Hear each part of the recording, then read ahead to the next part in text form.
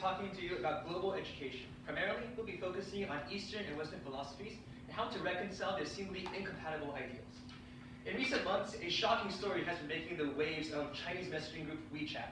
A Chinese student attending boarding school in London, fed up with his American roommate constantly hosting parties, decided to fight back in an unconventional way. He urinated in his roommate's retainer box, leading to suspension. This story leads to a simple question. Why did this happen? And there's a simple answer. Culture clash. This story highlights a need to look into the cultural clash that is emerging with the increasing international connections between students. Through the synthesis of various perspectives, we will argue that in the face of increasing contact between Eastern and Western cultural values, the method of meticulous integration is required. But the existence of such a clash begs a fundamental question. Why a clash in the first place? Tanya Marie Lerman, compiling the studies from multiple notable social psychologists, comes to a conclusion that it was down to the crops that different ancestors farmed. Her wheat versus rice conclusion states that the highly independent wheat farming of Europe and America stoked individualism, while the collaboration-heavy rice farming of Asia stoked collectivism. The main difference is their view on society. According to Huang Jianyi, a professor of language with teaching experience in both Asia and America, collectivists put the group over the individual, while individualists put the individual over the group. This fundamental difference manifests itself even in our interconnected modern world, especially in education. So, how does collectivism and individualism manifest itself in education today? Well, we can look at these cultural contests through the lenses of two dimensions: school curriculum and student behavior. First, let's investigate educational systems. Shuangxin Chen, a PhD of the psychological science at the University of Michigan, explains how Eastern students have a higher emphasis on rote memorization and the idea that hard work trumps talent from the philosophy of Confucianism. However, Western students have an emphasis on student talent through building creativity and character. Because of these cultural differences, they rub off on the students. Shane Phillipson, an educational researcher at the University of Monash, explains how these different cultures impact the way that these students interact with their professors. In Eastern culture, professors are seen as a person of absolute authority, while in Western cultures, teachers are seen as more of a guide through their educational process. The main difference, however, is the students' work ethic. Zhao Young, a foundational distinguished professor at the University of Kansas, explains how Eastern students work hard to fulfill high expectations, while Western students have a more self-exploratory mindset. And so with the emergence of such contrasts between Eastern and Western pedagogies, we propose our first solution of active integration. That is, combining both of these pedagogies in practice. Active integration on college campuses will look like tailored room and class assignments that maximize contact between Asian and Western students. We're suggesting to swap educational materials and curriculum such as textbooks to instigate much needed preliminary exposure. Ultimately, we want to put students of different cultural backgrounds in more direct contact, as consistent exposure is the key to overcoming cultural differences. An example of such was BBC's 2015 documentary, Wuhan Chinese School, where 5 Chinese teachers were invited to a UK school to test their Eastern methods of teaching in a Western environment. So at first, the Chinese ethos of respect and competition directly clashed with the UK's focus on self-development. But within weeks, even the most rebellious students had come to appreciate the Chinese ways. A summative test after 4 weeks showed that these Chinese school students scored higher than their British peers in all subject areas. However, some may say here that Chinese education can only produce test-taking machines. Yet this may be exactly what the West needs right now: academic achievement to compete with Asian students in the future global market. And as explained by New York Times reporter Amy Ching, hopes for increased standardized test scores is precisely what has motivated the UK to adapt Shanghai math textbooks into their curriculum. However, there is a limitation to active integration. It's that we can't expect that mushing two cultures together in one environment will be effective without considering external and cultural factors. The problem with the global idea exchange currently is that countries are racing to the top. They are zeroing in on others' achievements and ignoring their caveats. An example is the East Asian academic model, which is often lauded as a model of standardized testing achievements. However, lots of external factors contribute to East Asian academic success, such as the belief that hard work trumps talent, or that parents spend a lot of time and money on their children's education. Now, these factors are not as prominently figured in the US, so it would be mistaken to assume that by implementing East Asian education components in the US, it would bring about the same results. An example of this limitation can be found in the US's 2002 No Child Left Behind Act, and its goal was to implement accountability and emphasize test scores, which was done in inspiration by Chinese examination systems in terms of its rigor. So, however, Katie White and James A. Rosenbaum, professors of sociology at Northwestern, discovered that strong incentives, such as high test scores in the case of NCLB, in fact diverted resources away from the students who most needed it. So, in conclusion, the US should have considered all the pros and cons, the cultural and external factors that contributed to East Asian academic success, rather than simply rushing to adopt this practice. This leads to our second solution. Active integration cannot be effective if it is not meticulous. From taking inspiration from another system, one should have a holistic viewpoint of it. However, what needs to be taken into account is the external factors that are creating success beyond education. For example, how would this fit into other cultural and socio-political contexts, as well as other pros and cons?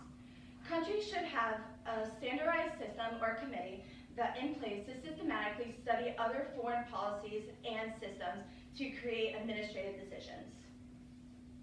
An example of holistic review done correctly is Korea's reforms of its examination system.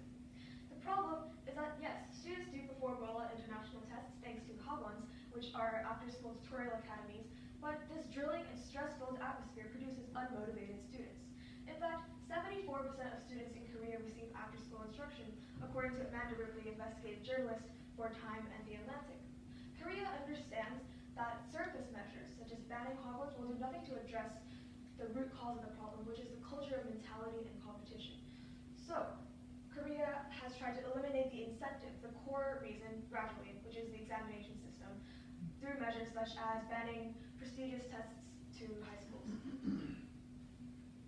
However, a limitation to our second solution is that countries may become overly hesitant in incorporating foreign pedagogies. It may lead to isolationist sentiment that could stall international integration of different foreign teaching methodologies, such as governments intervening with policies to prevent what they think is harmful globalization. However, to appease worries of the consequences of implementation, researchers have also begun to look beyond surface contradictions and suggest that Eastern and Western pedagogies may actually be theoretically compatible. For example, Toro response teaching, which refers to when students respond in unison to a teacher, is often associated with strict recitation and memorization in Asian classrooms.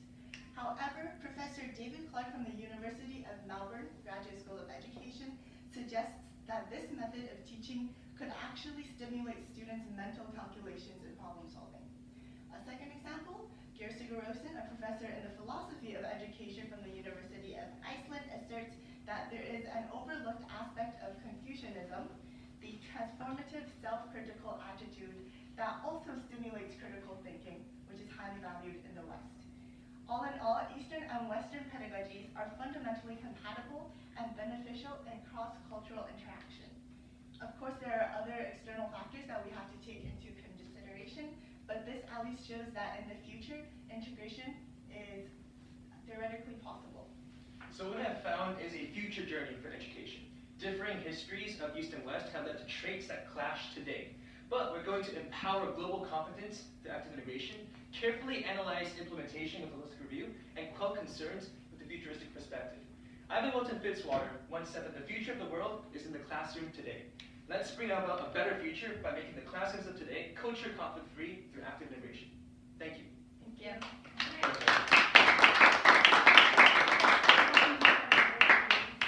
All right, thank you very much, Heidi.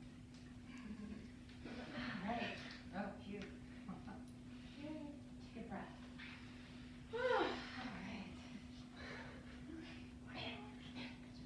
All right, ready to start? All right, and this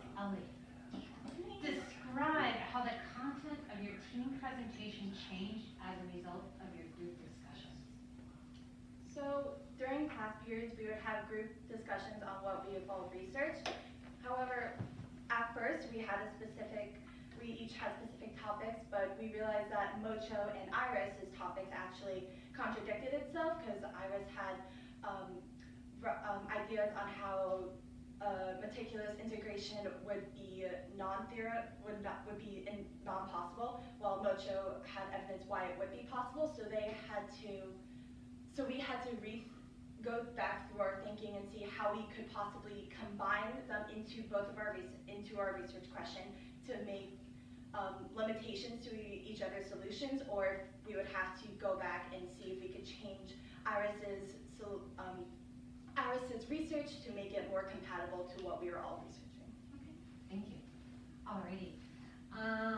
Owen, in what way did you improve your ability to work with a group as a result of this project?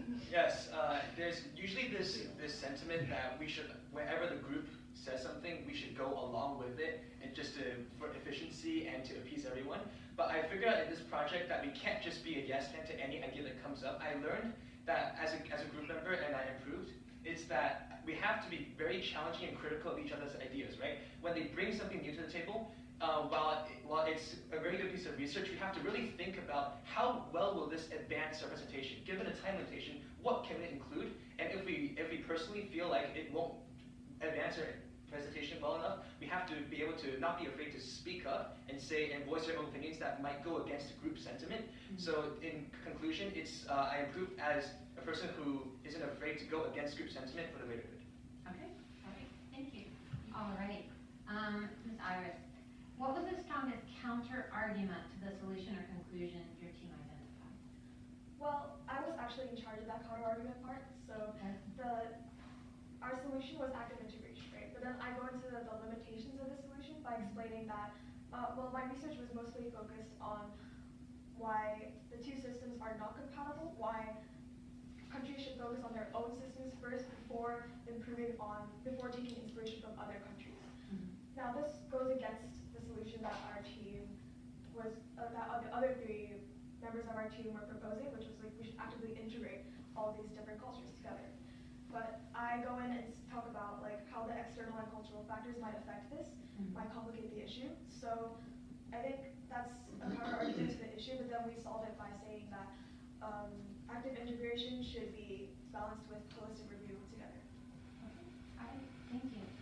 All right, Mocho, what's a way that your team's resolution made you think differently about your own individual research? Okay, so the format of our presentation is we sort of had our first solution, which was active integration, and then limitations. And to counter the limitations of our first solution, or to sort of analyze deeper, we had our second solution of meticulous integration, which was a little bit different because it involved Iris's research on a holistic review of the pros and cons of different educational systems before we implemented them, right? So my own personal research was really theoretically focused, and it had some like philosophical and cultural elements that supported the claim that East and Western values are compatible, but only those educational pedagogies by themselves. So working with my entire group, our analysis of our solutions and the resulting limitations that we came up with really changed my view on the realistic element of my own research, and it made me think a lot about different factors that may come up if we were really to push or try to implement this supposed compatibility in real life.